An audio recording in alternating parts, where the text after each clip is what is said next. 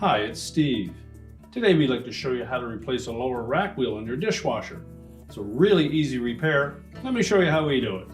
Now to do this repair, we'll need to open up the dishwasher, remove any items that are in that bottom rack, and then we'll set that rack on a suitable work surface and we can change out that wheel. Now when you've identified which of the wheels that you're going to replace, you'll need to lift off the cover to expose the carrier underneath where those two wheels sit on. There are 4 tabs, one at the front and the rear, and 2 more in the middle that secure that cover to the carrier. And there's also 2 more located inside. They typically will release on their own, but if they don't, you can use a flat blade screwdriver and then just gently lift up on those. It should release. Let's say if it doesn't, you can use a flat blade screwdriver and go down through that slotted opening to release those 2 tabs.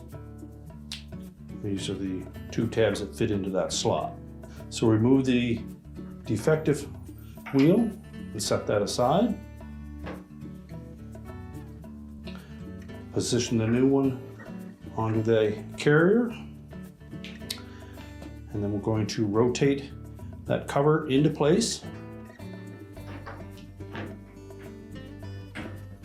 And just press it firmly onto that carrier.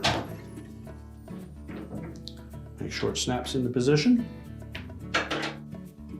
And now we're ready to put the rack back into the dishwasher.